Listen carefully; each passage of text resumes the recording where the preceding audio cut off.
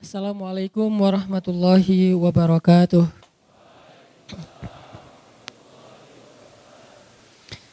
Alhamdulillahirabbil alamin, hamdan katsiran tayyiban mubarakan fih kama yuhibbu rabbuna wa yarda.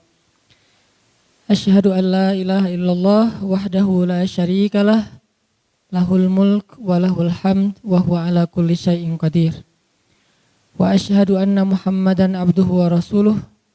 Allahumma salli wa sallim wa barik ala sayyidina wa habibina wa maulana Muhammadin wa ala alihi wa sahbihi wa man tabi'ahu ila yaumiddin, amma ba'. Para ustaz, para guru, para dosen, teman-teman sekalian, baik yang masih sendiri maupun yang udah berpasangan, mulai walaupun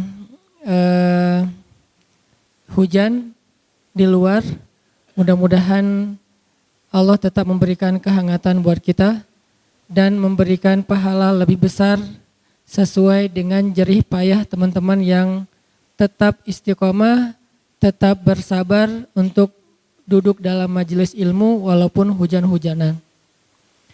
Mudah-mudahan pengorbanan teman-teman khususnya yang ada di luar akan Allah ganti dengan kemudahan-kemudahan nanti di akhirat. Terutama kemudahan untuk mendapatkan pasangan yang soleh-soleha. Beda aminnya. Teman-teman yang dirahmati Allah, malam ini saya pengen sharing tentang main dalam Al-Quran dan hadis. Boleh? Kalau biasanya dibahas tentang sholat, ibadah, zikir, sekarang main. Supaya kita punya modus. Kenapa main? Kata Ustaz Hanan ada ayatnya. Kok kamu senang main? Ada hadisnya. Nah, kita malam ini bakalan bahas. Kalau dalam bahasa ulama itu ar-riyadah wal-la'ab fi as-sunnah an-nabawiyah. Olahraga dan main di dalam sunnah Nabi. Cuman kalau ngomong olahraga agak berat Jadi bukan berlatih kali ya, tapi bermain. Buat teman-teman yang anak skateboard pasti tahu lah. Bukan saya pengen jadi pro skateboarder, tapi saya cinta dengan skateboarding. Jadi lebih ke bermainnya. Sebelum saya membahas tentang main menurut Al-Quran dan hadis, coba kita perhatikan firman Allah di dalam surat Ali Imran ayat 14. Saya nanti bakal baca ayat ini, teman-teman buka aplikasi Al-Quran di handphonenya, surat Ali Imran ayat 14.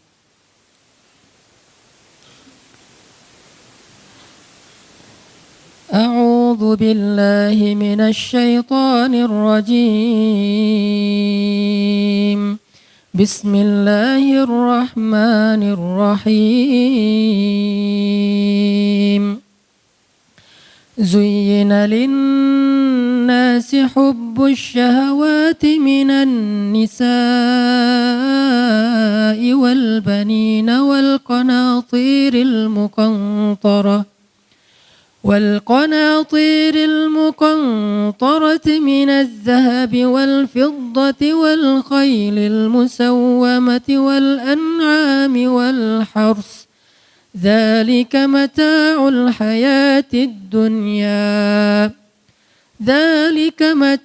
الحياة الدنيا والله عنده حسن المآب قل أنبئكم بخير من ذلكم للذين اتقوا عند ربهم جنات تجري من تحتها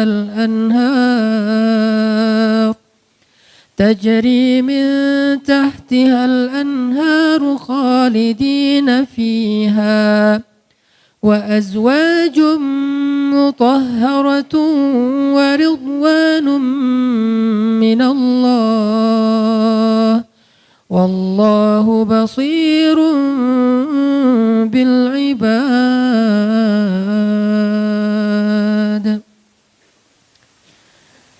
Dijadikan terasa indah dalam pandangan manusia cinta terhadap apa yang diinginkannya berupa istri-istri, anak, harta benda yang bertumpuk dalam bentuk emas dan perak, kuda-kuda yang pilihan, hewan ternak, sawah dan ladang.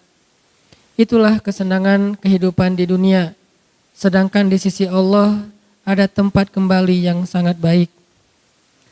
Katakanlah, maukah aku kabarkan kepada kalian apa yang lebih baik dari semua itu?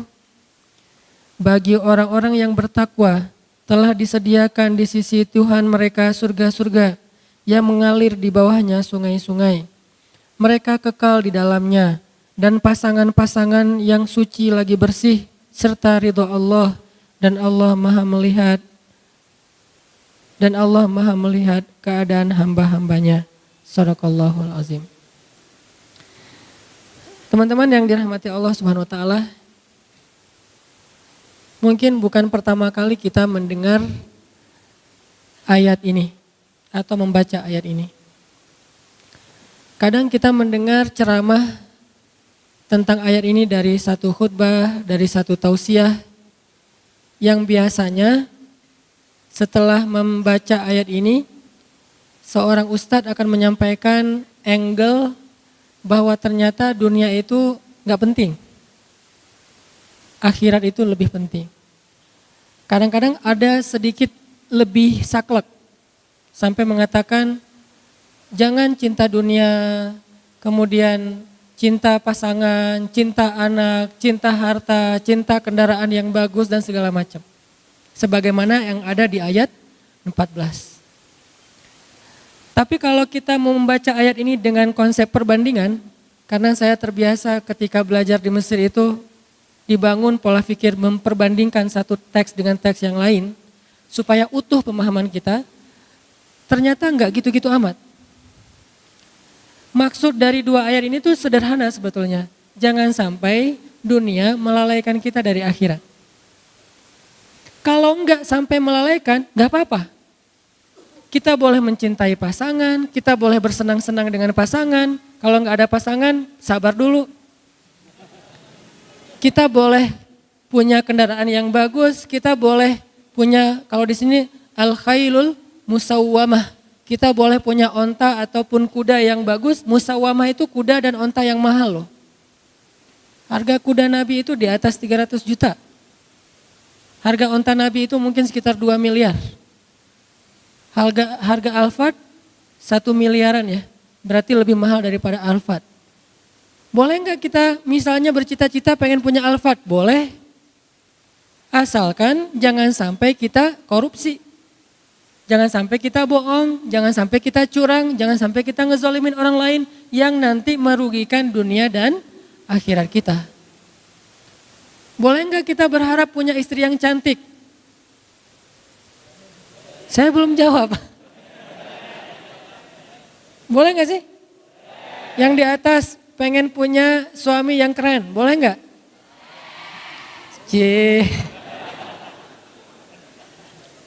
Boleh share akun Instagramnya ke belakang? Diedit dulu tapi postingannya. Yang warnanya gelap diterangin ya. Kenapa boleh? Padahal di dalam ayat ini Allah mengatakan zuyyina linnas hubbus syahawati minan nisa. Dijadikan terasa indah di pandangan manusia itu syahwati minan nisa. Syahwat itu bukan cuma cinta ya, di sini bahasanya terjemahannya halus. Syahwat itu kebutuhan biologis. Sehingga ada yang ngomong gini nih, sering ada di komen, ada di statement di sosmed tuh gini. Nikah mah jangan karena hawa nafsu, tapi karena Allah. Sehingga kalau ada yang nanya ke saya, Ustadz tuh nikah nafsu gak sih? Nafsu saya bilang. Kalau gak nafsu gimana caranya? Wah Ustadz gak benar, berarti nikahnya gak ikhlas karena nafsu. Perhatikan firman Allah di surat Al-Mu'minun. Walladzina hum li furujihim hafidhun. illa ala azwajihim. Orang yang menjaga, maaf, kemaluannya kecuali kepada istri-istri mereka. Oh kalau gitu nikah boleh dong karena hawa nafsu? Boleh banget, memang gitu. Bukankah makna litaskunu ilaiha yang kita singkat dengan istilah sakinah itu adalah laki-laki supaya merasa tentram kepada perempuan? Itu bahasa kiasan. Al-Quran itu punya gaya bahasa kiasan, punya gaya bahasa peribahasa. Al-Quran itu ada. Salah satu peribahasa Al-Quran itu inna angkaral aswat la sautul hamir. Sesungguhnya seburuk-buruk suara itu suara keledai. Itu peribahasa Al-Quran. Ada juga kiasan. Kiasannya apa? Yang tadi kiasannya litaskunu ilaiha, supaya kalian merasa tentram kepada istri kalian. Maksud tentram di sini adalah bisa menyalurkan kebutuhan biologis dengan cara yang terhormat dan halal. Masa sih Ustadz? Nih dengerin hadis Nabi. Ada seorang sahabat nanya ke Nabi gini, ya Rasulullah, memangnya kalau seorang laki-laki menyalurkan kebutuhan biologisnya kepada perempuan istrinya, itu berpahala enggak sih Rasul? Syahwat kepada istri, pahala enggak sih Rasul? Nabi balik bertanya, kalau dia menyalurkannya kepada selain istrinya, dosa enggak? Dosa. Begitu juga kalau dia melakukannya kepada istri yang sah, maka dia menjadi pahala dan ibadah. Oh kalau gitu harus hawa nafsu? Iya. Walaupun itu bukan yang terpenting. Tapi Nabi meletakkan itu di awal. Ketika Nabi mengatakan pilihlah perempuan karena 4 hal. Yang paling depan apa? Fisik kan? Walaupun yang paling utama apa? Agama, iman. Tapi Nabi nggak meletakkan agama di depan, padahal agama paling utama. Kenapa? Nabi itu kalau ngomong yang realistis. Walaupun punya idealisme. Ini lihat gaya bahasa Nabi ini. Kalau kita kan agama. Kata Nabi bukan. Fisik dulu, harta, keturunan, baru agama. Tapi kalau disuruh pilih, agama dulu. Tapi Nabi nyebutnya apa? Fisik dulu kan? Kan kita nggak tahu seseorang itu soleh atau enggak pas kita baru ketemu, baru lihat akunnya ketahuan soleh atau enggak ketahuan. Pasti yang pertama kita lihat hasil editan di ngedit semalaman. Wah, Korea banget nih. Korea yang dikasih hijab gitu ya. Boleh nggak kayak gitu? Boleh. Bukankah sahabat pernah mau menikahi seorang cewek? Saking terjaganya dia nggak ngelihat calon istrinya. Nabi nanya, kamu udah ngelihat belum wajahnya? Belum ya Rasulullah. Kalau bahasa kita, enggak ya Rasulullah, saya mah menjaga pandangan. Kata Nabi jangan gitu, lihat coba. Nabi kan orangnya realistis. Oh gitu ya Rasul, boleh saya lihat? Boleh. Akhirnya dia stalking. Bahasa sekarang stalking, bahasa hadisnya dia ngintip-ngintip. Kan stalking kan? Dia mengintip-ngintip dari kejauhan mana si cewek lagi keluar dari ruang kuliahnya. Oh itu, Masya Allah, Subhanallah. Saya pikir biasa-biasa aja, ternyata bidadari. Ini artinya dia stalking. Boleh nggak stalking? Boleh, selama postingannya masih aman. Begitu ada yang macam-macam, langsung unfollow. Di blok, jangan, kasihan. Unfollow aja, dan jangan unfollow terus ganti akun, lihat pakai akun yang baru, jangan. Biar nggak ketahuan, bikin 2 akun, 1 akun pencitraan, 1 lagi akun stalking. Enggak, bukan pengalaman. Pernah sih. Ini artinya teman-teman ternyata dalam hadis boleh kita mencintai istri kita karena nafsu. Tapi itu kan bukan yang terbesar ya porsinya. Tetap ada porsi itu yang realistis lah. Sampai Nabi mengatakan salah satu di antara perbuatan sia-sia tapi berpahala adalah bercanda gurau dengan keluarga, istri dan anak. Nanti kita akan bahas tentang kata Nabi itu kullu syai'in laisa lahu min dzikrillah fahuwa lahun. Segala sesuatu yang gak ada unsur zikir di dalamnya itu sia-sia. Illa arba'u khisal, kecuali 4 perkara. 4 perkara ini gak ada zikir, gak apa-apa. 4 perkara ini cuman main-main doang, gak apa-apa. 4 perkara ini senda gurau, gak apa-apa. 4 perkara ini kata orang cuman sia-sia, gak apa-apa, malah berpahala. Ada gitu Ustadz yang sia-sia berpahala? Ada, saya emang cari yang kayak gitu-gitu. Ini angle yang jarang dibahas tentang Islam, biar kita tahu salah satu prinsip Islam itu teman-teman apa? Ayat yuridullahu bikumul yusra wa la yuridu bikumul usra.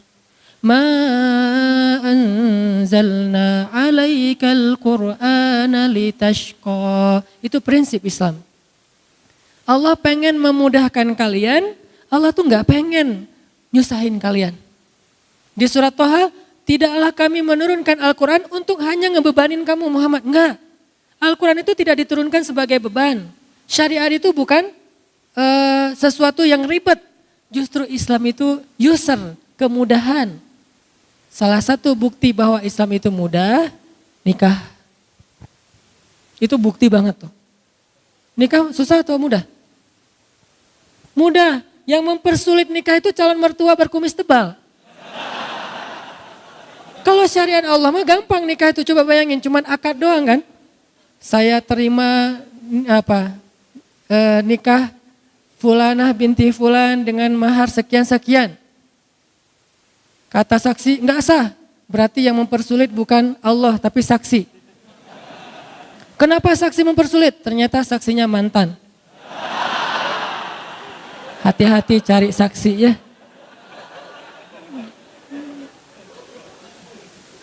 Udah akad benar? Enggak. Oh ulangi lagi. Sah saksi? Belum. Seharian enggak bakalan sah kalau saksinya adalah M bintang-bintang. Cari saksi itu yang netral. Yang udah move on. Ustadz, insya Allah ya. Nih teman-teman, artinya akad nikah itu sederhana loh. Kalau kita nggak bisa akad dengan bahasa Arab, maka kita bisa pakai bahasa Indonesia. Nggak bisa hafal, boleh nyontek. Salah bisa diulang. Salah lagi bisa diulang, nggak boleh sampai 3 kali salah passwordnya dikunci, nggak ada tuh. Kan kalau akun yang lain 3 kali salah masukin password nggak bisa lagi ya. Kita harus detect lagi tanggal lahir, nama ibu, permainan yang disukai waktu kecil, segala macam. Kalau lupa gimana? Itu sulitnya birokrasi manusia. Kalau Allah mah asik-asik aja. Salah, ya udah nggak apa-apa ulang. Seharian diulang Allah tungguin. Begitu benar sekali, sah, Allah bahagia. Malaikat bahagia, ngedoain kita tuh malaikat tuh.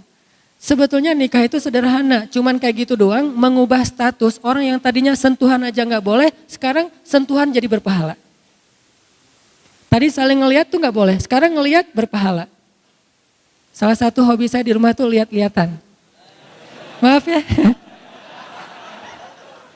Saya tuh kalau di rumah gini aja. Masya Allah. Tuh, wah, saya di rumah alhamdulillah ya. Jarang sholat sunnah kecuali sholat sunnah yang muqayyad. Kalau mutlak itu jarang. Sholat sunnah mutlak itu kan bebas ya kapan aja ya. Itu jarang. Karena diganti dengan memandang wajah istri. 4 hal ya. Boleh walaupun sia-sia. Boleh tuh. Kullu syai'in laisa lahu min dzikrillah fahuwa lahwun illa arba'u khisal. Segala sesuatu yang tidak ada zikir kepada Allah di dalamnya lahwun. Sia-sia kecuali 4 perkara. 1, masyur rajul bainal ghardain. Bolak-baliknya seorang laki-laki di antara 2 spot. Apa maksudnya? Berburu. Kalau bahasa ulama memanah. Dari tempat dia memanah sampai target, terus nanti anak panahnya udah sampai di sana dia ambil, balik lagi, manah lagi. Mungkin cuma 1 anak panahnya atau 2, balik lagi, manah lagi. Bolak-baliknya sambil bercanda gurau, sambil ketawa-ketawa, itu adalah ibadah, bayangin. Cuman sebagian ulama menafsirkan hadis. Kalau dulu konteksnya memanah, kalau sekarang berburu. Intinya menembak kan? Bisa berburu pakai senapan angin, bisa berburu dengan senjata api, bisa juga latihannya yang kecil-kecil dulu, paintball, airsoft gun. Intinya belajar nembak. Dan itu walaupun ketawa, walaupun bercanda, berpahala, bayangin. Makanya saya bilang ada main juga dalam Islam, malah berpahala. Kalau niatnya apa? Karena Allah SWT. Tinggal niat doang yang dirubah. Oh saya pengen belajar nembak nih. Pakai apa? Senapan angin dulu deh. Kan olahraga nih. Nanti gede sebelah gitu. Udah. Atau paintball yang standar-standar dengan niat ukhuwah, silaturahim, mendekatkan kesolidan organisasi. Sekalian belajar sabar, belajar teliti. Nanti airsoft gun naik lagi jadi senjata api kalau legal. Ada apa mungkin organisasinya. Berburu babi, berburu rusa segala macam. Itu bolak-balik antara satu tempat ke tempat yang lain malah berpahala. Bukan hanya itu. Nabi itu pernah jalan dengan Abu Bakar dan Umar bertiga. Kan ini segeng ya, soulmate banget nih bertiga. Karena Nabi itu ada sahabat, ada geng. Sahabat Nabi itu Muhajirin dan Ansor. Geng Nabi, Abu Bakar dan Umar, itu geng. Biasanya Nabi kalau pengen me time, gak ada yang boleh ketemu Nabi kecuali dua orang ini. Abu Bakar dan Umar, tambah Utsman satu lagi. Kayak saya pernah ceritakan Nabi lagi me time di sebuah sumur, cuma pengen sendiri aja, terus suruh seorang sahabat jagain pintu sumur, gak boleh masuk. Tiba-tiba datang Abu Bakar, ribut, saya pengen ketemu Nabi, gak boleh, kata Nabi gak boleh, sekarang gak ada waktu selfie.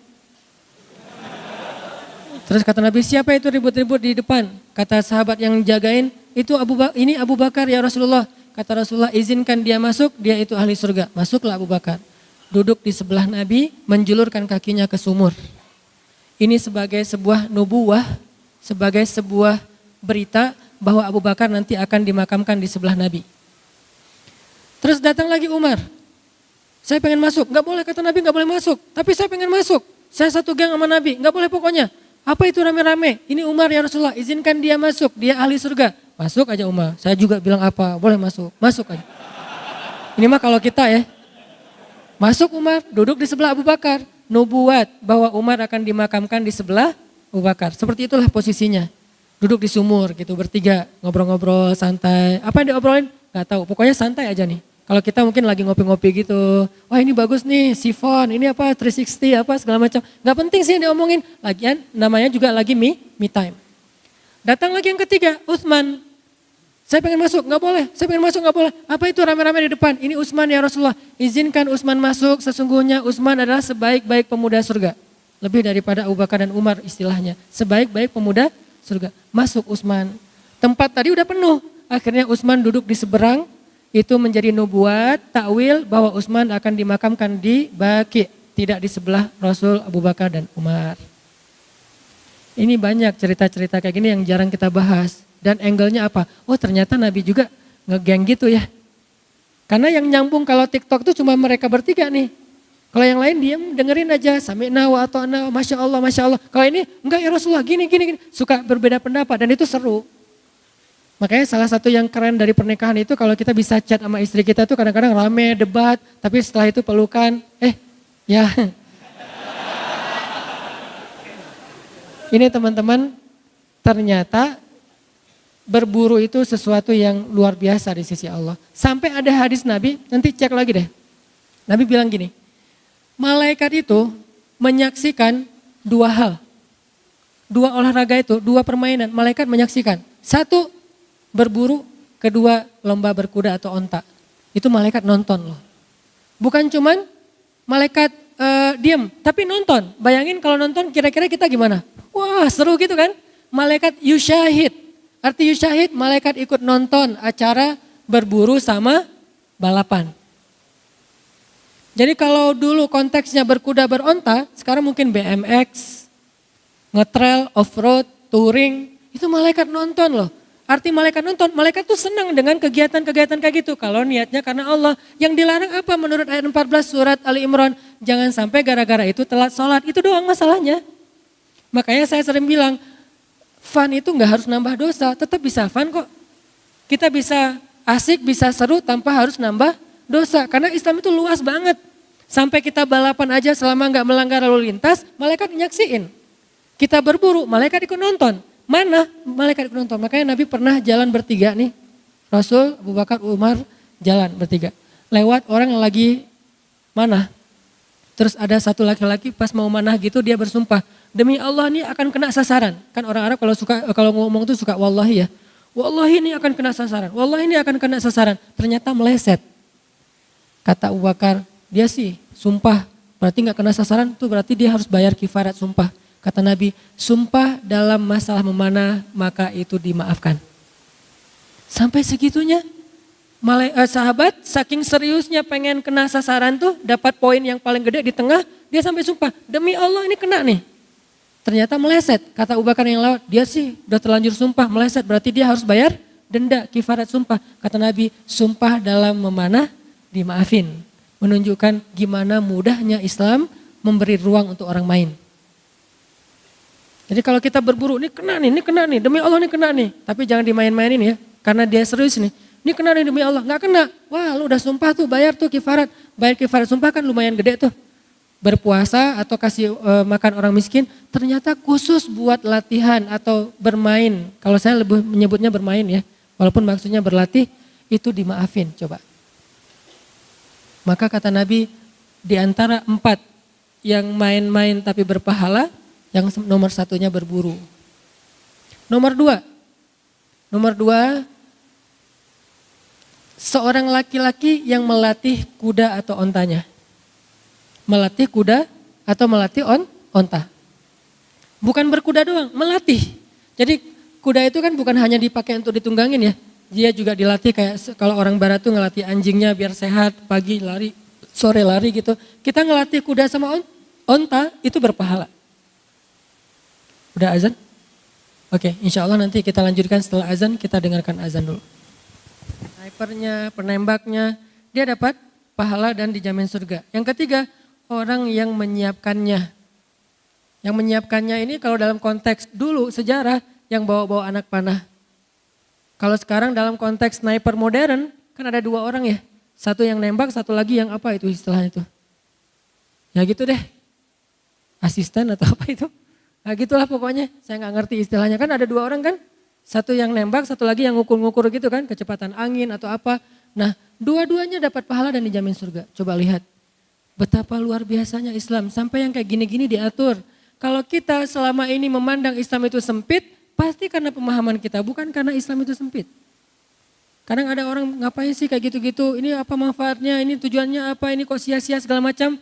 Kenapa saya kadang-kadang komen baca lagi. Kenapa? Karena kurang baca deh. Karena hadis yang kita baca kan dari dulu innamal a'malu binniyat. Padahal jumlah hadis itu yang dihafal Al-Bukhari aja ada 200.000 hadis. Yang dihafal oleh Imam Ahmad bin Hambal ada 1.000.000 hadis.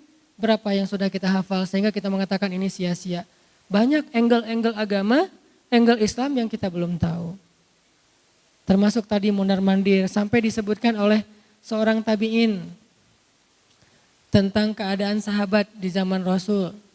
Dia bilang, saya melihat banyak sahabat-sahabat Nabi itu ketika memanah, lagi latihan, kalau sekarang bermain. Antara satu spot ke spot yang lain mereka sambil ngambil anak panah. Sepanjang perjalanan mereka bersenda gurau, bermain-main, saling tertawa. Dan kata mereka ini sesuatu kebaikan. Jadi gak sekaku, mana mau wajahnya apa, serius gitu ya. Terus lempeng aja. Kalau ada yang ketawa, astagfirullahaladzim gak boleh banyak ketawa. Gak gitu-gitu amat Islam teh. Tapi kan ada hadis Nabi yang mengatakan, kalau kalian ngelihat apa yang aku lihat, kalian akan sedikit tertawa dan banyak menangis. Hadis ini harus dibandingkan dengan hadis yang lain. Kenapa itu boleh ketawa, kenapa ini gak boleh? Menunjukkan bahwa konteksnya ada sahabat ketawanya gak penting. Ketawanya itu kebanyakan, ketawanya itu sesuatu yang sifatnya sia-sia. Kalau ketawa, kalau bercanda dalam urusan kayak gini nih, sesuatu yang bermanfaat, maka itu dibolehkan. Bahkan Nabi pernah dalam perang Khaybar. Perang Khaybar tuh Nabi tuh dalam satu perjalanan tiba-tiba beliau nanya. Saya lupa namanya nanti cek lagi. Mana Fulan bin Fulan? Siapa yang ditanya sama Nabi? Seorang sahabat yang dia itu pintar mencairkan suasana.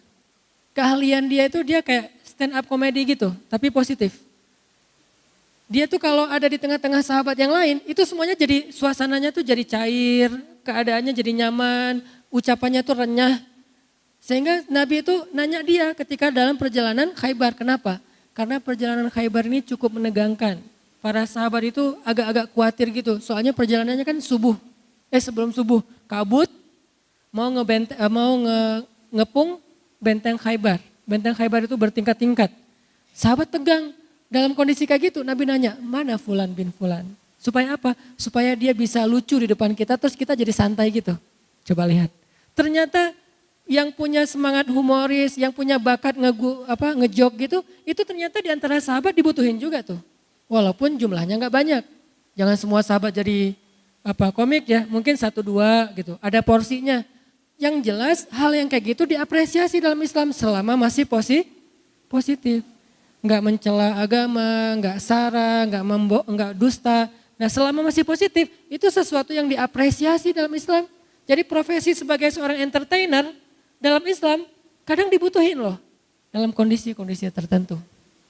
Makanya kadang-kadang ada teman-teman dari organisasi kemanusiaan tuh kalau pergi ke Palestina, pergi ke kamp pengungsian di Suriah tuh, kerjaan mereka tuh bukan cuman bagi-bagiin obat, pangan gitu enggak. Kadang-kadang cuman menghibur, kayak kita misalnya ada korban bencana alam gitu kan ya.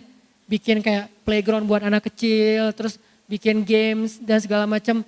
Oh, ini aktivis nggak penting banget sih, datang-datang cuma menghibur doang, bukan nyuruh ngaji, bukan nyuruh zikir, sholat. Itu juga ya, yang ini juga ya, nggak ada masalah di antara satu dengan yang lain. Kenapa sih kita parsial banget tentang Islam? Seolah-olah satu bagian itu mulia, yang lain hina. Bukankah mereka juga butuh dihibur supaya trauma psikis mereka itu terobati? Dan Nabi melakukan itu dalam perang Khaybar. Ini menunjukkan main dalam Islam itu ada porsi. Walaupun porsinya nggak boleh ngalahin ibadah, tapi ada porsinya. Seorang entertainer dalam Islam itu diberikan penghargaan oleh Nabi. Sampai Nabi nanya di mana dia. Dan luar biasanya lagi, sahabat yang tadi ditanya sama Nabi ternyata hadir, saya Rasulullah. Terus Nabi nyuruh dia di sebelah Nabi nyuruh dia bicara sehingga yang lain terhibur.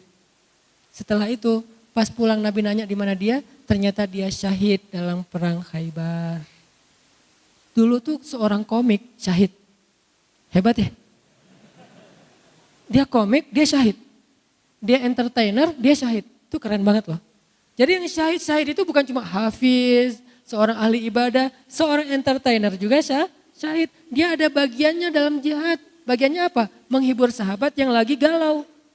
Duh, saya ninggalin istri ini gimana nih? Udah tenang aja, ada Allah. Oh iya, dia punya peran di situ.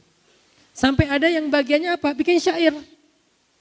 Kayak pas gali Parit Khandak tuh, para sahabat tuh bikin syair. Pas bikin Masjid Nabawi, sampai syairnya kemudian diriwayatkan jadi sebuah kayak nyanyian gitu. Apa syairnya?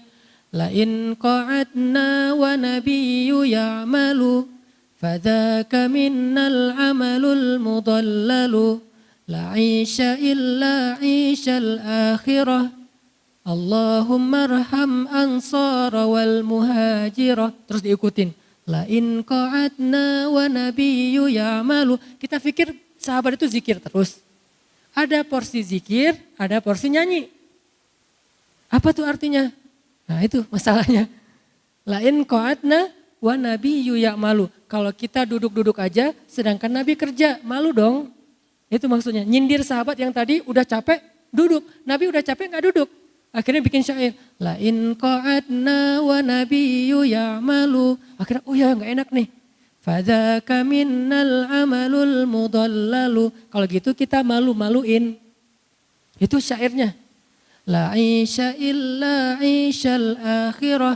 Gak ada kehidupan yang lebih bahagia daripada kehidupan di akhirat. Allahumma arham ansara wal muhajirah. Ya Allah rahmatilah kaum ansar dan muhajirin. Lihat kehidupan para sahabat. Apakah selalu, nih kita gak boleh banyak bercanda nih, kita angkat aja batu. Gak gitu-gitu amat.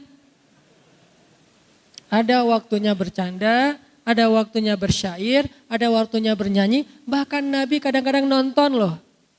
Ini bukan saya bilang boleh ke nonton sembarangan ya. Maksudnya Nabi itu nonton dan nontonnya sama istri lah gitu. Jadi kalau Ustadz nonton gak? Nonton. AAC2C. Maaf ya, gak di endorse. Nontonnya sama siapa? Sama istri. Velvet pula misalnya kalau ada ya berdua gitu. Paling gak enak tuh nonton sendiri loh. Sebelah berpasangan. Kan gak enak banget tuh. Ngelihat, lama-lama jadi wasit. Up, stop. Nabi itu nonton, nanti ada hadis khusus bab itu. Intinya adalah kehidupan Nabi dan sahabat itu sangat proporsional. Malam mereka menjadi rahib, ibadahnya itu sampai air mata membasahi jenggotnya. Siang mereka menjadi fursan, kesatria, menunggangi kuda. Dan dalam kondisi-kondisi tertentu mereka bercanda dan bermain-main. Makanya terjemahan dari ayat 14 surat Ali Imran nggak boleh parsial. Jangan main-main, jangan bercanda, nggak boleh sibuk dengan istri, nggak boleh sibuk dengan anak, nggak boleh sibuk dengan kendaraan. Nggak gitu maksud Allah, kita boleh menjadikan semua itu sebagai mata ul hayati dunia, kesenangan dunia, tapi jangan lupa akhirat itu lebih keren loh. Jadi kalau dunia aja kita semangat, harusnya akhirat lebih semangat. Kayak misalnya teman-teman yang semangat mencari pasangan di dunia. Allah bilang azwajun mutahharah. Di akhirat juga ada pasangan. Yang saya sering bilang di akhirat, di surga itu nggak ada lagi jomblo. Jadi nggak ada yang duduk sendiri ngahulang sedih gitu. Lo kenapa? Gua ditikung. Nggak ada tuh. Di akhirat tuh nggak ada yang kayak gitu-gituan. Semuanya sudah ridho. Mutmainnah radiyatan mardiyah. Dalam keadaan ridho dan diridhoi oleh Allah Subhanahu wa taala. Pasangannya siapa? Yang kita sebut bidadari itu istilah bahasa Indonesia kan?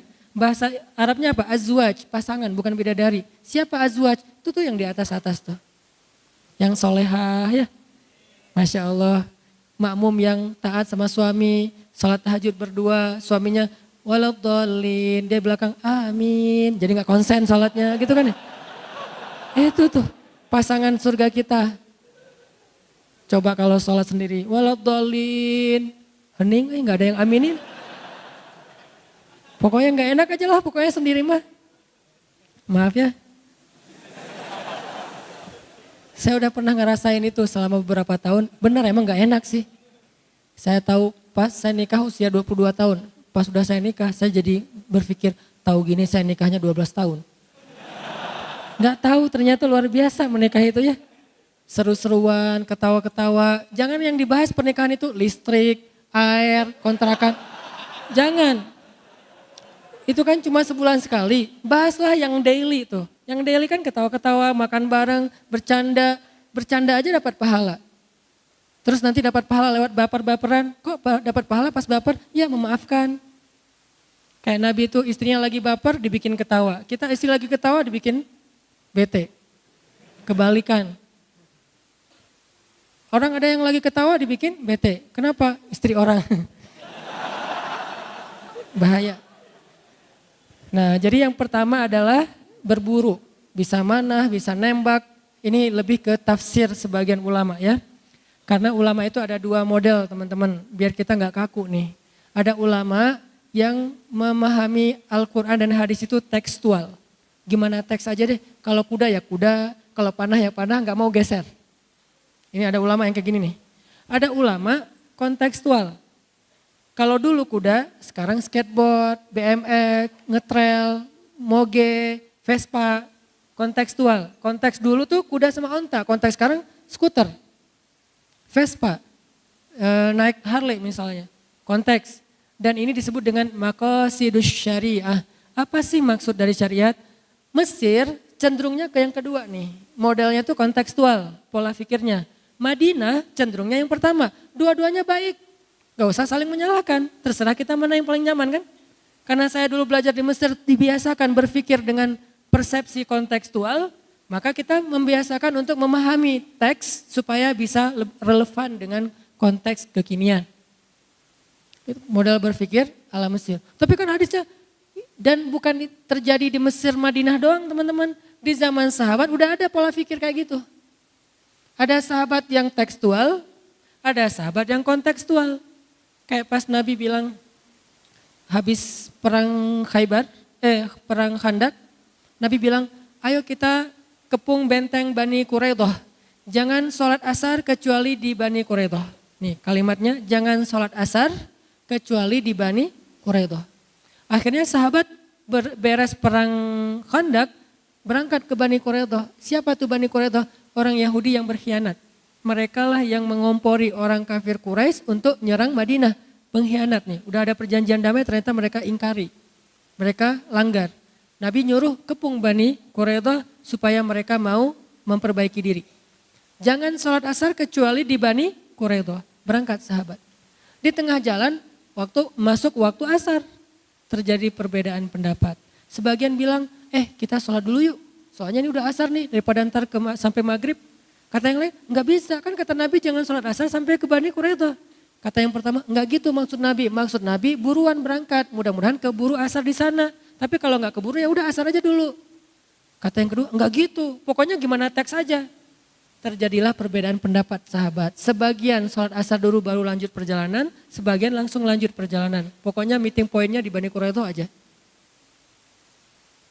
Dari sana akhirnya terbelahlah pendapat ulama secara umum menjadi dua model berpikir. Satu kontekstual, satu lagi tekstual.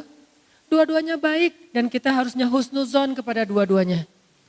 Kalau kepada yang tekstual, husnuzonnya apa? Mereka tuh hati-hati banget takut salah. Keren kan?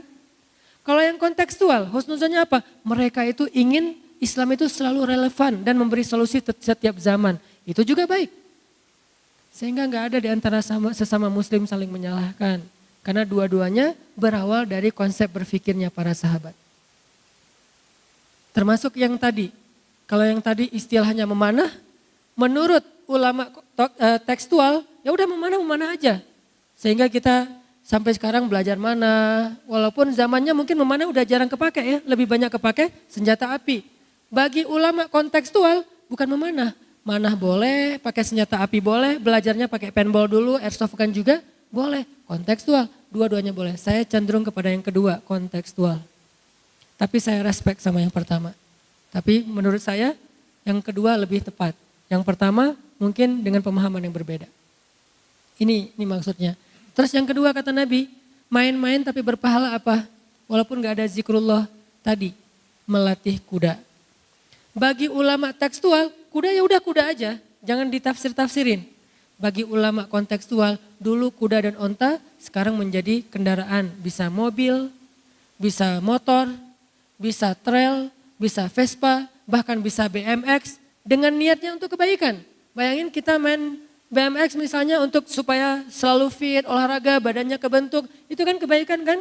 Karena mukmin yang kuat lebih disukai Allah daripada mukmin yang lemah. Walaupun dua-duanya baik kata Nabi. Berarti kalau niatnya supaya kuat kan belajar, gak usah yang ngetrik-ngetrik macam-macam. Bunny hop aja, itu udah lumayan berat kan. Kalau menurut saya sih lebih berat daripada ngetrik olinya skateboard. Karena itu ngangkatnya lebih luar biasa. Langsung seluruh tubuh itu kebentuk. Ototnya langsung jadi itu. Berarti kalau niatnya mukmin yang kuat lebih baik daripada mukmin yang lemah. Walaupun dua-duanya baik, maka main BMX itu adalah ibadah. Hidup anak BMX ya. Main BMX segala macam termasuk skateboard, longboard, downhill kayak gitu-gitulah. Pokoknya riding aja. Selama niatnya untuk jaga kesehatan, apalagi kalau niatnya untuk berdakwah, apalagi kalau dalam konteks tertentu niatnya untuk membela agama, maka ini menjadi sesuatu yang berpahala. Bahkan malaikat menyaksikan. Kan gak mungkin kita sambil main BMX terus tausiah kan. Mau ngetrik, teman-teman yang dirahmati Allah Subhanahu Wa Taala. Kan gak gitu. Yang namanya main aja udah, gak usah terlalu serius. Nanti ada bagian tausiah di masjid. Kalau main udah aja main. Kayak kemarin saya ke Palu tuh, kita bikin lomba berenang. Saya bilang siapa yang bisa ngalahin saya berenang, wah padahal saya gak jago. Sosok jago aja ngenantang. Siapa yang bisa ngalahin saya berenang ke tengah laut, yang paling jauh saya fallback. Oh siap. Akhirnya rame-rame karena pengen di fallback. Berenang tuh. Gayanya apa Ustaz? Bebas. Berenang. Itu benar-benar jauh sampai airnya gelap loh. Dan saya tuh dalam hati saya cuma apa? Pokoknya saya gak mau following. Itu doang yang saya pikirin. Jadi motivasi saya gak mau fallback. Padahal biasanya tuh saya paling agak parno ya dengan yang namanya hiu. Kayak pas kemarin saya ke Wellington, New Zealand tuh. Tadinya saya pengen pedal-pedal doang, pencitraan ordai gitu kan. Pedal-pedal doang di pinggir-pinggir gitu sambil mancing. Tapi tiba-tiba lagi jalan ngelihat orca, killer whale ya, paus pembunuh. Itu paus pembunuh pasangan lagi tuh, bikin baper banget itu mah. Killer whale berdua, itu lagi kayak jalan-jalan gitu, kayak window shopping gitu dia. Killer whale lagi window shopping di pinggir pantai. Naik, muncul, tenggelam, naik lagi. Wah killer whale, lebih ngeri daripada hiu, kan lebih cerdas ya. Gak jadi deh pedalnya, gak jadi pencitraan, ya udah longboard aja semampunya gitu. Artinya saya tuh paling parno, tapi gara-gara gak pengen nge-follow, saya maksain. Sampai saya buka mata, wah udah gelap gini, terus aja pokoknya jangan sampai saya follow lebih dari satu. Pas sudah sisa satu, udah deh cukup satu aja. Alhamdulillah ada yang berenangnya tuh hampir 500 meter, jauh banget ke tengah laut. Nah ini kan main-main ya, nggak mungkin Masya Allah, Subhanallah, Astagfirullahaladzim. Kan nggak gitu kan? Karena bab zikir ada bab zikir, bab berenang, dan itu bercanda. Wah kalah Ustaz segala macam, Ustaz nggak boleh naik, kan kita udah jauh. Akhirnya nggak bisa balik lagi ke perahu, nggak kuat lagi, minta dijemput. Yang di perahu usil, Ustaz nggak boleh naik ke perahu sebelum fallback kita. Wah Ustaz dikerjain. Ya udah deh saya fallback. Ya Ustaz naik. Sehari aja ya. Tahu gitu nggak jadi naik tadi. Bercanda kan. Nah bercanda dalam konteks kayak gitu adalah sesuatu yang diperbolehkan. Seru kan? Main-main. Makanya saya punya tagline. Banyak main, banyak manfaat. Itu bukan asal ngomong. Ada maunya. Ya. Ada maksudnya. Jadi bukan sekedar, Ustaz kok banyak main bukannya banyak selawat. Selawat mah gak usah diomong-omongin. Ustaz kok banyak main bukannya banyak tilawah. Tilawah mah mudah-mudahan. Masa saya mau bilang, saya banyak loh tilawah. Kan kegeeran banget ya. Agak-agak norak gitu kan. Karena ada yang lebih banyak tilawahnya. Guru saya tuh anggota dewan. Tingkat provinsi gitu. Kan sibuk banget. Tapi sehari tilawah beliau 15 juz. Itu bukan orang yang nganggur loh ya.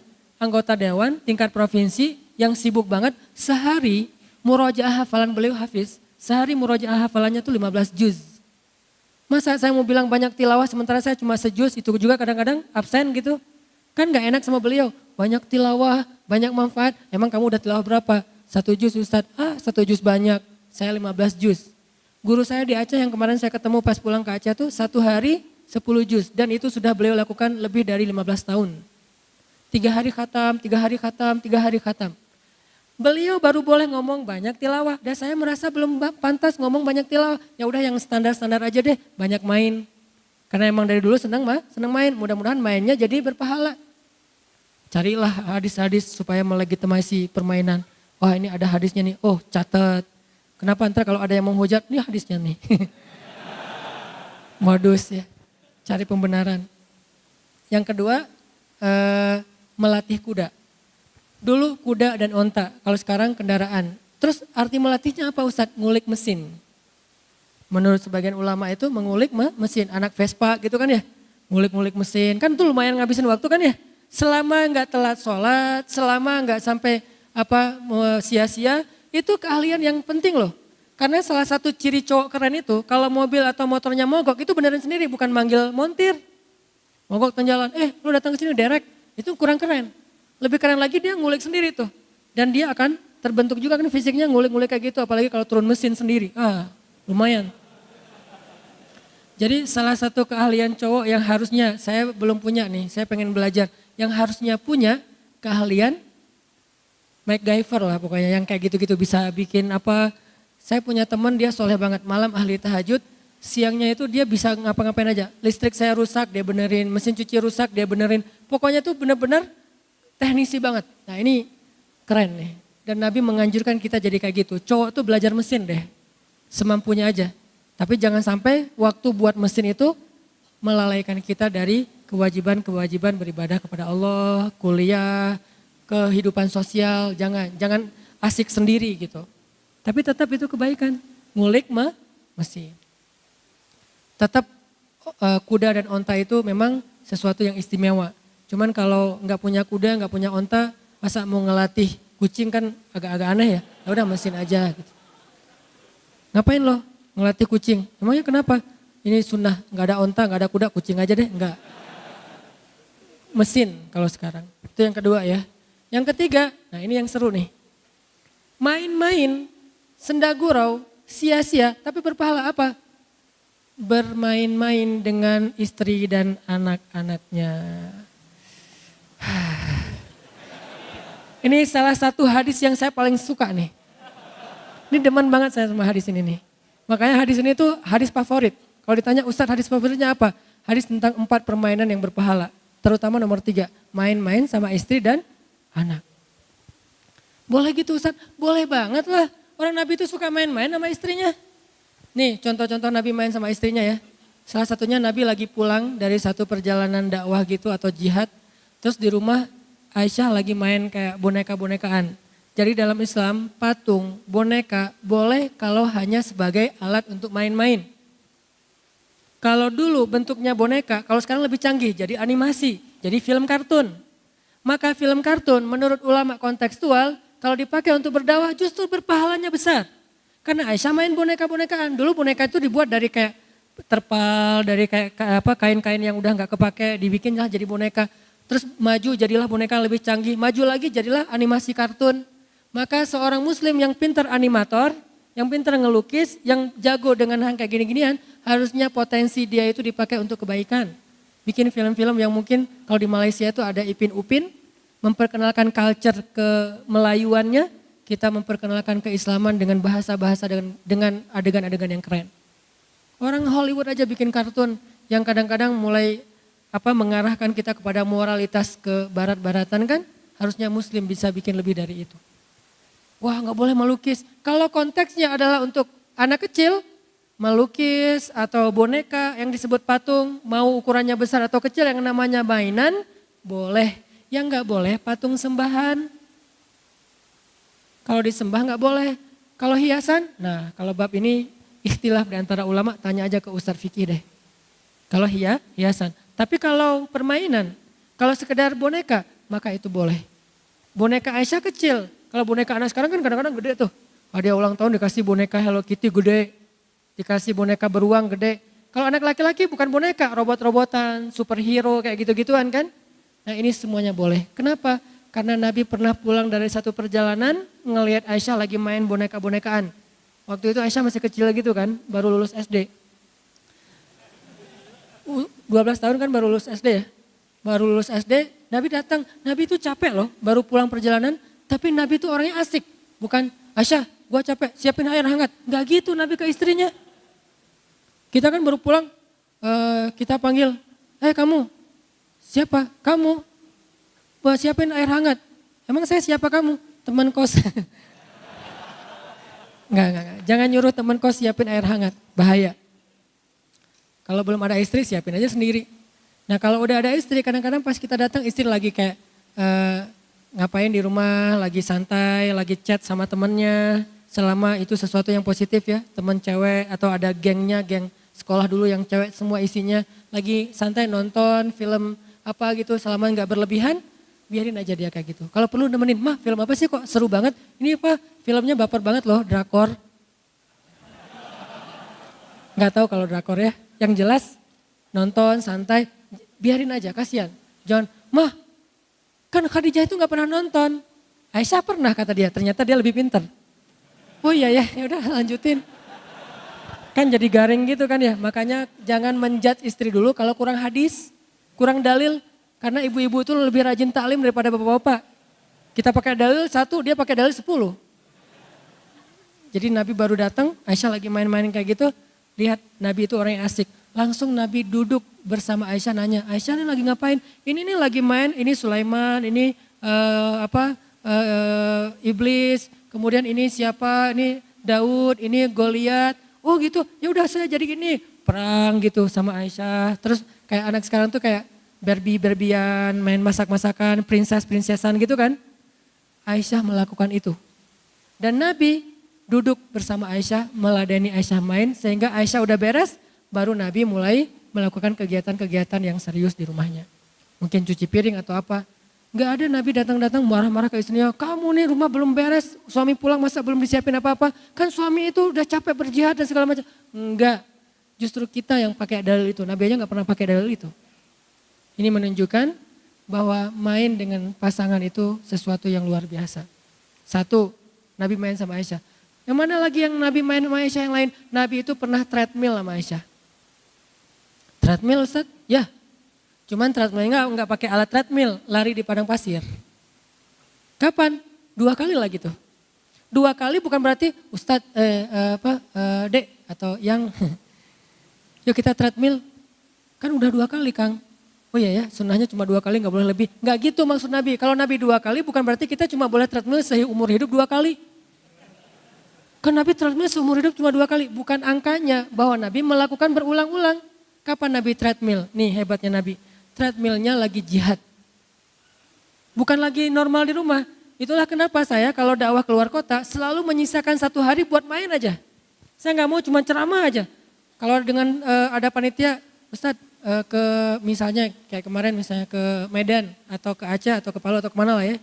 Ustadz ke Jepang misalnya. Oh boleh, gimana itinerary-nya? Ceramah. Boleh nggak 1 hari saya pengen main kayak main di salju gitu, skate gitulah, nggak ngerti saya istilahnya. Oh boleh Ustadz, tapi itu seharian, nggak apa-apa kan udah 3 hari ceramah. Ustadz ini aneh ya, yang lain mah ceramah, sholat, istirahat. Ini mah main. Kenapa? Nabi juga pulang jihad main. Itu konteksnya jihad kan. Nabi pulang dalam sebuah perjalanan jihad, terus berhenti di rest area 97 gitu. Berhenti di rest area gitu. Udah selesai berhenti, Nabi bilang ke sahabat, kalian duluan ya, tinggalkan aku dengan Aisyah. Tinggalkan aku dengan Aisyah, nanti kita nyusul. Ya udah ya Rasul. Sahabat melanjutin perjalanan, akhirnya Nabi bilang Aisyah, lomba lari yuk. Hayu kata Aisyah, lomba lari lah. Waktu itu menang Aisyah. Lalu Aisyah komen setelah postingan itu, kata Aisyah, waktu itu saya masih kurus. Dan ini menjadi dalil cewek yang keren versi Aisyah itu kurus. Ukurannya berapa kurus teh? Ukurannya kalau berat mungkin paling maksimal 55 kilo lah. Di atas 55 agak-agak bid'ah sih.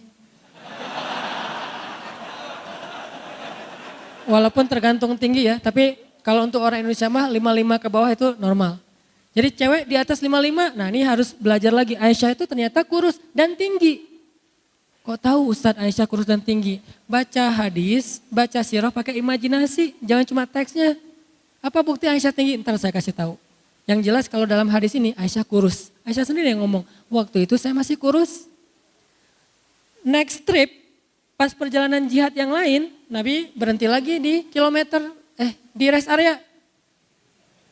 Terus Nabi nyuruh sahabat, kalian duluan ya, tinggalkan saya sama Aisyah. Ya Rasulullah, pergi aja. Aisyah lomba lari lagi yuk. Hayu, kalah Aisyah. Komen lagi, waktu itu saya udah agak sedikit gemuk. Kata Nabi, ini balasan saya untuk yang kemarin. Jadi skor kita sama ya Aisyah, 1-1. Ya kata Aisyah, agak-agak bete gitu ngambek karena Aisyah kalah. Dan itu wajar terjadi di antara Nabi dan istrinya. Berarti Nabi itu menyempatkan main ketika sedang berjihad, bukan berdakwah loh. Lebih ngeri daripada dakwah, serius. Jadi kalau ada orang ngomong kok dakwah tapi ada mainnya apa segala macam, kurang baca sirah, bacalah sirah. Islam itu enggak kaku seperti yang kita bayangin. Yuridullahu bikumul yusra. Tapi jangan dimudah-mudahin. Karena Allah itu udah mudahin kita banget. Tanpa kita mudahin udah banyak kemudahan. Tanpa kita ringan-ringankan udah banyak keringanan. Tinggal kita baca aja tuh. Teks agama kita yang sangat lengkap banget, komplit. Buku hadis itu tuh berjilid-jilid. Kenapa banyak jilid? Menunjukkan betapa luasnya Islam. Kalau buku hadis kayak buku tulis doang berarti Islam itu sempit. Untungnya buku hadis itu sampai puluhan jilid menunjukkan Islam itu luas banget. Itu mainnya Nabi sama Aisyah. Jadi treadmill nih berdua. Dan treadmill berdua itu seru loh. Udah berapa kilo yang 2 kilo? Wah kita nggak mau kalah kan. Minimal kita 2 kali lipat dari istri. Jadi kalau saya treadmill sama istri, dia 3, saya harus 6. Dia 6, saya 6,5. Maksimalnya segitu soalnya nggak kuat lagi. Oh terus pulang-pulang yang pijitin dong. Nah romantisme yang lain kan. Ada alasan, ya udah pijat-pijatan, kaki dia ke kaki kita ke kaki dia, pijat. Itu nggak akan dirasain kalau masih sendiri. Banyak kebaikan yang kita lewatkan gara-gara kita masih istiqomah menjom. Banyak banget kebaikan yang kita lewatkan. Itu Nabi main sama Aisyah. Terus hadis yang lain, Nabi nonton sama Aisyah. Bahkan Nabi pernah membiarkan Aisyah bernyanyi dengan teman-temannya. Jadi suatu hari Nabi baru pulang juga capek ke rumah. Waktu itu Aisyah bersama beberapa orang cewek ABG gitu lagi nyanyi di rumah. Pakai alat musik, cuman gak disebutin alat musiknya apa. Lagi nyanyi bareng. Nabi datang duduk di sofa Arab tuh kan di bawah gitu kan. Nabi duduk menikmati mereka lagi nyanyi. Nyanyinya yang positif tapi. Terus gak lama datang Abu Bakar. Datang Abu Bakar masuk ke rumah Nabi Aisyah, kan Aisyah anaknya sendiri. Abu Bakar ngelihat Aisyah sama cewek-cewek itu lagi pada nyanyi di rumah Nabi. Abu Bakar marah karena nggak paham. Apa kata Abu Bakar? Ini adalah musik-musik setan. Kenapa ada di rumah Nabi? Nih komen Abu Bakar nih di postingan Aisyah. Bukan nge-like, malah komen. Aisyah lagi posting, kita lagi seru-seruan nih gitu. Hashtagnya banyak main, banyak manfaat, sedikit dosa. Gitu. Terus kata Abu Bakar, ini kan musik setan, kenapa ada di rumah Nabi? Komentar Abu Bakar, Nabi balas replay. Kata Nabi, ya Abu Bakar, biarkan mereka. Sesungguhnya hari ini adalah hari rayanya kabilah Fulan bin Fulan. Artinya Nabi membiarkan teman-temannya Aisyah tuh nyanyi di depan Nabi di dalam rumah Aisyah. Kenapa? Hari ini emang hari rayanya teman-temannya Aisyah. Teman-temannya Aisyah itu dari suatu kabilah, saya lupa kabilah mana di Madinah. Dan mereka lagi ngerayain hari jadi kabilah mereka dengan cara bersenang-senang. Dan ini menjadi dalil juga bolehnya merayakan hari jadi tertentu selama tidak berlebihan. Ini pemahaman saya, ulang tahun. Asal tidak menjadi pesta pora yang berlebihan, selama itu bentuknya masih hiburan yang wajar, apalagi kayak ngundang anak yatim, fakir miskin, ngasih makan, itu boleh, ada hadisnya. Walaupun konteksnya bukan ulang tahun pribadi, ulang tahun kabilah, sama aja kan. 17-an Agustus, hari jadi kota Bandung, hari jadi pribadi, yang jangan hari jadi mantan, berat. Kalau hari jadi sendiri mah gak masalah. Nah ini terjadi di zaman Nabi. Akhirnya biarin wahai Abu Bakar, karena ini hari jadi mereka. Akhirnya Abu Bakar duduk, boleh. Pernah gak dengar kisah ini? Jarang kan? Karena jarang dibahas. Menunjukkan bahwa banyak hal yang kita belum tahu tentang Islam. Terus Nabi nonton. Hari jadi hari jadi negeri Habasyah. Habasyah itu kalau sekarang Ethiopia. Nah Ethiopia ini kan ada hari jadinya. Pas pekerja-pekerja kayak TKI gitu. TKI Habasyah yang tinggal di Madinah. Mereka pas hari jadi kota Habasyah kayak memperingati gitu. Makanya mereka bikin kayak festival gitu. Namanya Habasyah Fest. Bikin festival Habasyah. Jadi kayak ada festival terus ada kulinernya, ada stand-stand merchandise-nya. Terus ada beberapa perform. Ada dance. Ada dance loh. Cuman dance-nya apa? Dance pedang. Dulu namanya tarian pedang. Kan dance kan? Kita akan menerjemahkan saja, ada dance-nya, laki-laki pada ngedance pedang gitu, yang gak ada belly dance. Gak ada tuh, karena gak boleh. Tapi tarian pedang, cowok-cowok pada nari ala militer gitu ada, berarti Nabi nonton dance yang masih positif. Terus ada kayak ring MMA-nya tuh, Ultimate Fight. Karena banyak budak-budak Habasyah itu jago tarung kan, budak Habasyah itu kan jago tarung. Akhirnya mereka bikin kayak perlombaan tarung, ultimate fight, mixed martial art, bebas, gaya apa aja. Juaranya terdapat piala dari ketua ikatan orang-orang Habasyah di Madinah. Jadi ada kayak organisasinya gitu. Dan setiap 5 tahun ganti ketuanya. Kayak kita lah pokoknya. Akhirnya mereka bikin gulat, tarung gitu. Dan Nabi nonton. Berarti nonton ultimate fight, salah satu yang dibolehkan dalam agama. Selama enggak judi, nonton tuh hiburan doang dan tidak berlebihan. Nah akhirnya nontonnya bareng siapa? Bareng Aisyah. Adegannya lucu loh. Nabi lagi di rumah. Hari ini hari festival Habasyah. Orang di luar tuh rame. Oh ketawa di sana, ketawa di sini, seruan di sana, asik di sini. Aisyah tuh mondar-mandir aja depan Nabi di dalam rumah. Aisyah mau ngajak Nabi nonton gak enak. Tapi pengen kayak lagi iklan now showing gitu kan, lagi tampil, lagi perform kayak gitu. Terus Aisyah cuma lihat trailernya doang, aduh diulang-ulang trailernya sama Aisyah. Terus Nabi ngelihat Aisyah mondar-mandir. Nabi itu kan orangnya pengertian ya, empati banget. Nabi bilang, Aisyah, aturiduna an tanzurin, dengan lembut. Aisyah, kamu pengen nonton? Coba tanya itu sama istri. Aisyah, kamu pengen nonton? Aisyah senyum, wajahnya merah, tandanya dia malu, pengen. Aisyah, bukan turidun. Aisyah, hal tashtahina an tanzuri? Aisyah, kamu pengen nonton? Kata Nabi. Aisyah ngangguk, terus nunduk, wajahnya merah. Ya udah, ayo kita nonton, kata Nabi. Ayo, pegangan tangan sama Nabi. Pegangan tangan dengan pasangan sunnah. Yang gak punya pasangan, kasihan. gini aja ya sendiri. Pegangan tangan Nabi sama Aisyah. Nonton nih. Beli tiket, ngantri, terus nonton. Nontonnya gimana? Nabi berdiri, Aisyah di sebelah Nabi. Itu berdirinya tuh dempet loh. Berdiri, nempel, kemudian Aisyah meletakkan dagunya di atas pundak Nabi. Nabi itu orangnya tinggi. Kalau sampai cewek bisa naruh dagunya di atas pundak Nabi, menunjukkan cewek ini orangnya tinggi. Kurus, tinggi, keren. Itulah Aisyah. Jadi Nabi milih Aisyah juga, wah Aisyah ini tinggi ya. Makanya Aisyah tuh pernah menggibah seorang istri Nabi yang pendek kan. Sofia kalau nggak salah. Nabi ngapain sih rajin-rajin ke rumah Sofia? Emang kenapa Aisyah? Sofia itu kan gitu kata Aisyah. Karena Aisyah cemburu kepada Sofia. Sofia itu kan cuma beda setahun sama Aisyah. Istri Nabi itu semuanya muda kecuali satu. Siapa yang tua? Saudah. Yang lain semuanya muda.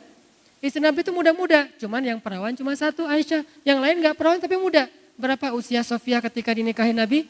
17 tahun, baru aja lulus SMA.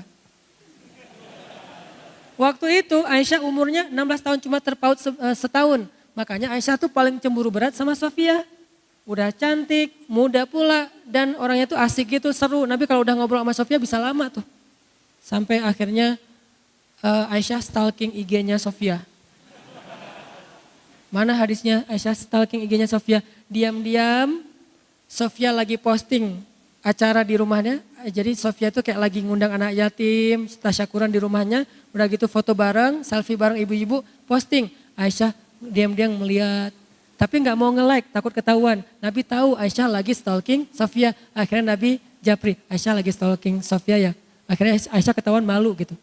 Hadisnya gimana sih Ustadz? Hadisnya Aisyah pas lagi Sofia bikin acara di rumahnya, diam-diam datang ke sana pakai cadar biar nggak ketahuan. Stalking kan? Datang pakai cadar, jalan. Yang mana sih yang Sofia itu? Penasaran gua, kok Nabi betah banget di rumah dia. Orangnya gimana sih? Datang pakai cadar. Yang biasanya cadarnya kayak gini, dia pakai cadar yang agak-agak beda sekarang. Benar-benar nggak diketahui. Nabi itu kan orangnya teliti banget, menunjukkan Nabi itu mata Aisyah aja tahu. Hati-hati pakai cadar kalau baru nikah, ntar ketukar. Suaminya gak hafal gitu kan, mama bukan saya masih jomblo gitu. Nih, buat yang cadaran ya. Saya respect sama yang cadaran, tapi saya menganut mazhab yang tidak cadaran. Istri saya tidak ada yang cadaran. Tidak cadaran. Tidak cadaran. Teliti banget sih. Nah Aisyah pakai cadar datang ke rumah Sofia. Duduk aja di pojok. Jadi Aisyah tuh mojok gitu. Yang lain pada ketawa-ketawa, Aisyah giniin aja. Nabi dari kejauhan ngeliat, oh Aisyah. Pas Aisyah udah beres acara, Aisyah pulang sendiri kan. Dikejar sama Nabi. Aisyah, kata Nabi, hah ketahuan? Kok tahu? Ya tahulah istri saya, kata Nabi kan ya. Kamu kan matanya khas, mata bidadari gitu. Wah gitu. Hurul Ain. Istilah bahasa Arabnya bidadari apa? Hurul Ain, yang matanya besar dan bulu matanya lentik, yang matanya itu hitamnya hitam banget, putihnya putih banget, bersih, lentik, dan keren banget. Alisnya itu bertaut dan kayak pedang. Aisyah kayak gitu. Kalau kita kan dibentuk dulu, dikikir, terus kayak ditatoin gitu ya biar lurus gitu. Lama-lama kok jadi kayak balok ya lurus kayak gini ya. Kalau Aisyah itu dari sononya udah kayak gitu, udah keren. Makanya Nabi pas ngeliat, oh ini Aisyah nih. Dikejar sama Nabi, Aisyah gitu kata Nabi. Aku tahu, akhirnya jalan berdua pulang nih.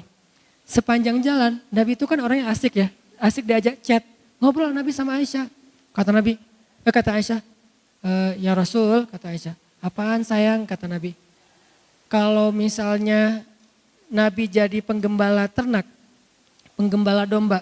Terus ada 2 padang rumput. Yang satu udah pernah dipakai orang, yang satu lagi belum pernah. Kira-kira Nabi mau menggembala domba di mana? Kata Aisyah. Aisyah menjebak nih. Nabi itu orangnya cerdas. Ya yang belum pernah dipakai lah. Itu yang paling gua suka nih. Padang rumput yang masih bagus, masih rimbun, masih belum pernah ada yang pakai di sana untuk menggembala. Kata Aisyah. Oh gitu. Ya. Nabi ngerti kan? Ngertilah kata Nabi. Maksudnya apa? Satu-satunya istri Nabi yang perawan cuma Aisyah. Aisyah lagi nyindir. Nabi orangnya pengertian, cerdas. Kalau kita kayak gitu, ya tergantung sih. Bete kan istri kita. Kurang cerdas. Gimana masakan aku? Ya kurang garam sih mah. Terlalu jujur. Bilang aja, mah papa itu udah sering makan di restoran. Tapi ini lebih enak loh dari semua restoran. Si istrinya kan gitu kan ya. Walaupun habis itu, mah ada garam. Gombal-gombal dikit lah. Nabi itu luar biasa menjaga perasaan Aisyah. Makanya Aisyah tuh pernah cemburu sama Sofia gara-gara Sofia itu salah satu yang cantik banget selain Maria kan. Ada Sofia, ada Zainab, ada Hafsah, ada Maria. Hafsah itu 19 tahun. Ada Maria orang Mesir. Tahu sendiri lah orang Mesir kayak gimana. Keren banget lah. Arab tuh yang keren tuh Mesir, Lebanon, Suriah. Tuh keren-keren tuh. Nah Maria dari Mesir. Ini Sofia orang Yahudi. Jadi salah satu istri Nabi itu orang Yahudi yang masuk Islam. Kata Aisyah, ya Rasul, ngapain sih seneng banget ke rumah Sofia? Sofia itu kan pakai kode bahwa Sofia itu pendek. Kenapa? Aisyah itu tinggi orangnya. Lalu Nabi sedikit tersinggung dan mengatakan, ya Aisyah, seandainya ucapanmu itu ditaruh di lautan, maka seluruh lautan itu akan menjadi berbau bangkai. Apa maksudnya? Karena gibah itu seperti bangkai. Lebih bau daripada bangkai, nggak boleh menggibah. Nabi kalau udah bab kayak gini, marah. Kok marah? Kan Nabi nggak marah. Marah Nabi. Nabi pernah marah dan menasihati Aisyah. Gara-gara apa? Gara-gara Aisyah menggibah Sofia. Tapi di sisi lain, di sini menjadi dalil Aisyah itu orangnya emang tinggi. Makanya pas Aisyah berdiri di sebelah Nabi, meletakkan dagunya di atas pundak Nabi, berdirinya nempel gitu, nontonnya tuh begini, nonton tuh berdua. Nonton apa? Nonton dance, nonton apa lagi Ultimate Fight. Terus Nabi seru gitu. Pas udah lama nonton, Nabi ngelirik ke Aisyah, hampir aja hidung Nabi kena hidung Aisyah gitu kan, sama-sama mancung tuh. Imajinasikan siroh. Nabi kan mancung, Aisyah mancung. Aisyah, udahan? Kata Aisyah. Coba.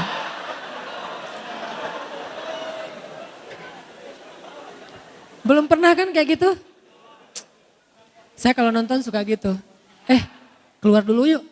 Kan belum selesai, ini lagi kayak klimaksnya tuh lagi adegan paling seru, apalagi film-film thriller gitu yang pembunuhan. Oh ya udah.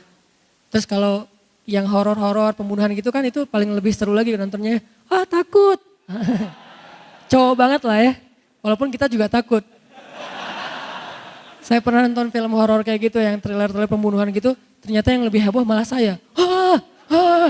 Dia gitu banget sih. Iya aku orangnya lembut.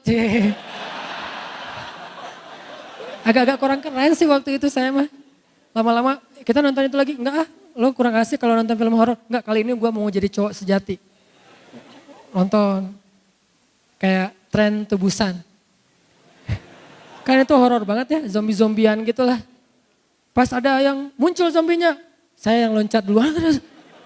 Sama aja udahlah, apalagi pakai 3D gitu kayak gitu-gitu. Nah Nabi itu nonton seru, terus Aisyah taruh, tenang banget tuh Aisyah. Aisyah udahan, masih kayak gitu sampai 3 kali. Aisyah udahan yuk, udah kelamaan, ya udah pulang. Pas pulang Aisyah komen lagi di postingan itu. Apa kata Aisyah? Sebetulnya gua tuh bukan lagi nonton, gua tuh lagi posting ke orang-orang betapa mesranya saya dengan Rasulullah SAW. Ini menunjukkan bermesraan di tempat umum adalah sunnah. Selama tidak berlebihan dan halal ya.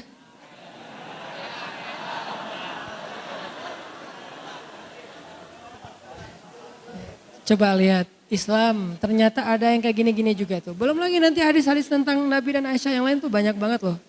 Yang ketiga ya. Yang keempat apa? As-sibahah, berenang. Berenang kalau secara tekstual ya udah berenang aja. Kalau saya melihatnya secara kontekstual, dulu namanya berenang, sekarang bisa free dive, bisa diving, bisa snorkeling, bisa cliff dive, loncat dari tebing gitu kan. Apalagi kalau habis diputusin tuh pas banget tuh. Loncat dari tebing gitu, cliff dive, terus bisa surfing, bisa wake surf, bisa kite surf gitu kan yang pakai kayak layang-layang gitu, kayak terjun payung gitu, terus ditarik. Semua ini sibahah, semua ini berenang. Tergantung kita mau yang mana yang kita senang. Ada yang senangnya cuma snorkeling doang kayak ke Lombok, ke Raja Ampat. Itu juga bagian dari sunnah Nabi. Ada yang senangnya free dive, nyelam gitu, gak muncul-muncul lagi. Kenapa? Ada yang juga mainnya ombak. Ada ombak gulung saya gitu ya. Kenapa? Karena saya udah pernah digulung masa lalu lebih berat daripada digulung ombak misalnya gitu-gitulah. Garing lah pokoknya kayak gitu-gitulah. Ini namanya as-sibahah, berenang. Semua itu kebaikan teman-teman. Dan kan gak mungkin juga kita lagi pedal gitu kan ngejar-ngejar ombak. Terus ombak datang kita kayak take off terus kita riding gitu. Terus kayak snap gitu. Sambil kayak gitu kita kemudian kita sesama teman lagi longboarding gitu kan berdua. Jalan terus ke nosnya ke depan sambil sesungguhnya kan gak gitu kan. Ya udah main-main aja. Nanti setelah itu malamnya kita ngaji bareng, kita tahajud bareng, kita belajar hadis bareng. Ini Islam. Ada waktunya main, ada waktunya belajar, ada waktunya ibadah. 4 hal ini. Nabi itu emang berenang teman-teman. Saya dulu tuh penasaran, Nabi berenang di mana ya? Ternyata Nabi itu jago renang. Kapan beliau belajar berenang? Ketika beliau masih berusia 6 tahun. Saat beliau dibawa oleh ibunya ziarah makam ayahnya Abdullah di sebuah kabilah dan di sana tuh ada kayak telaga danau kecil, disitulah Nabi belajar berenang. Jadi Nabi usia 6 tahun udah jago berenang, si bolang Nabi teh. Berenangnya tuh di danau kecil telaga gitu sama teman-temannya, berenang segala macam, lomba berenang. Ini permainan yang keempat yang berpahala. Tapi di dalam hadis yang lain ada yang kelima teman-teman. Bergulat. Tarung, bisa MMA, bisa Wing Chun, bisa Muay Thai, bisa boxing, bisa boxer, bisa terserah lah pokoknya tarung aja. Tarung itu salah satu keahlian Nabi SAW. Dan belajar bertarung itu salah satu sunnah Nabi. Sampai Nabi ada riwayat ketika awal-awal berdakwah di Mekah, Nabi itu lagi menggembala ternaknya Abu Talib di padang pasir. Ditemenin sama seorang juara Ultimate Fight Mekah. Namanya Abu Rukanah. Abu Rukanah itu pemegang sabuk, banyak sabuk emas tuh. Dan gak ada yang ngalahin. Selama ini rekor dia itu menang KO semuanya, gak ada yang kalah sekalipun. Abu Rukanah namanya. Julukan ya, bukan Abu itu bukan orang tua ya, itu orang gaya orang Arab. Umurnya tuh masih kayak 19 tahun gitu, masih ABG banget. Kenapa disebut Abu Rukanah? Nama aslinya saya gak tahu. Karena Rukanah itu rukun, artinya badannya itu kayak tiang gitu, kuat banget badannya, ototnya tuh udah luar biasa. Abu Rukanah nemenin Nabi menggembala ternak di Mekah. Waktu itu Abu Rukanah belum masuk Islam. Lagi gembala ternak berdua ngobrol-ngobrol sama Nabi. Nabi bilang ke Abu Rukanah, duel yuk, coba. Nabi muda ya, Nabi masih umur sekitar 40 tahun baru dapat wahyu. Abu Rukanah, duel yuk. Kata Abu Rukanah, beneran Muhammad? Kan Nabi itu gak pernah tarung bebas. Tapi petarung, cuma gak pernah pamer. Jadi Nabi tuh kalau ngeliat orang tarung kayak di ring gitu, Nabi tepuk tangan. Padahal beliau tuh lebih jago dari mereka. Itu kerennya Nabi tuh, bukan gitu doang. Enggak. Nabi, wah hebat Umar, hebat Khalid, hebat Abu Rukanah. Nah kali ini Nabi ngajak Abu Rukanah duel. Abu Rukanah duel yuk. Kata Abu Rukanah, beneran Muhammad?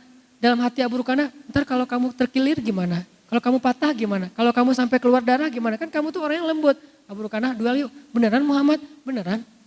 Kata Abu Rukanah, kalau duel doang mah gak ada yang dipertaruhkan, gak seru. Ya udah, siapa yang menang dapat domba. Kalau saya menang, domba kamu kasih ke saya. Kalau kamu menang, domba saya kasih ke kamu. Beneran? Beneran. Satu domba itu 5 juta. Dan ini bukan judi ya. Ini bertaruh tapi bukan judi. Ya udah, tarung nih. Abu Rukanah mulai kuda-kuda, Nabi biasa-biasa aja. Nabi itu harus keren imajinasinya ya. Nabi biasa aja. Udah Muhammad, udah. Pas Abu Rukanah maju, dipegang sama Nabi, dibanting, dikunci sama Nabi. Nabi itu jago ngunci loh. Dikunci, hampir patah. Abu Rukanah bilang, Muhammad nyerah. Dilepas sama Nabi. Abu Rukanah, domba. Dikasih domba Abu Rukanah. Abu Rukanah tuh gak puas gitu. Kata Nabi, mau lagi? Ya udah deh, kayaknya tadi salah gaya nih. Salah jurus gitu kan. Ya udah nih, coba lagi penasaran soalnya yang kedua. Mulai lagi ronde kedua, dipegang sama Nabi, pas mau dibanting oleh Abu Rukanah, Nabi balikin, dikunci lagi, Abu Rukanah nyerah lagi. Abu Rukanah domba, 2 domba dikasih ke Nabi. Nabi diam, gak enak sama Abu Rukanah. Nabi kan gak mau nyakitin perasaan orang ya, diam aja. Kata Abu Rukanah, Muhammad sekali lagi aja. Ya, masih penasaran saya nih, kok kamu bisa gitu sih Muhammad? Perasaan selama ini kamu tuh gak pernah masuk acara Ultimate Fight atau tarung bebas di mana? Saya lihat di TV One kamu gak pernah muncul.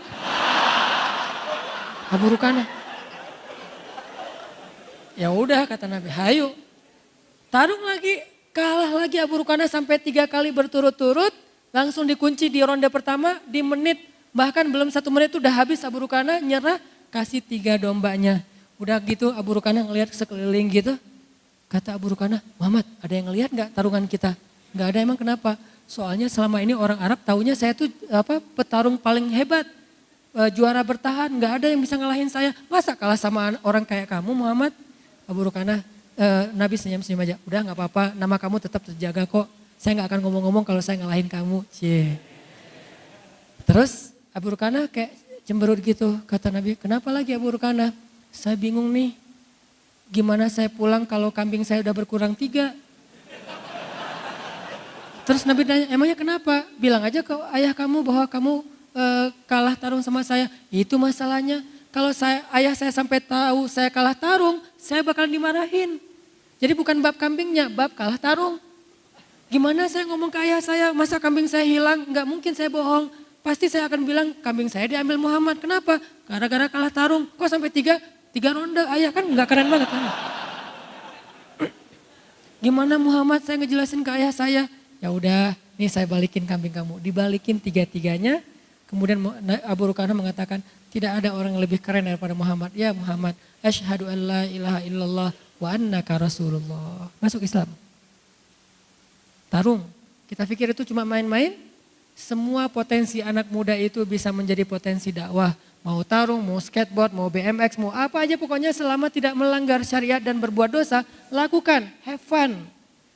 Udah hidup nikmatin aja hidup kalian, yang penting waktu hayya 'alas shalah simpan sebentar, salat dulu. Udah gitu lanjutin lagi. Lagian keringat, terus sehat, keker gitu kan lebih bagus ya. Keringetan, mandi, pakai parfum kan keren.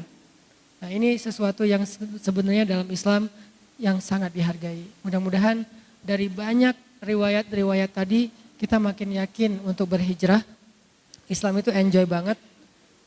Batasannya tuh gampang, jangan nambah dosa. Dan tidak selalu yang gak nambah dosa itu gak asik. Asik banget kok, tetap fun insya Allah. Itu aja yang bisa saya sampaikan. Mudah-mudahan Allah merahmati majelis kita, menambah iman kita, memperbaiki akhlak kita, dan memperbaiki amal-amal kita. Allahumma inna nas'aluka ilman nafi'a wa qalban khashi'a wa amalan mutaqabbala wa rizqan halalan tayyiba. Rabbana atina fid dunya hasanah wa fil akhirati hasanah wa qina azabannar.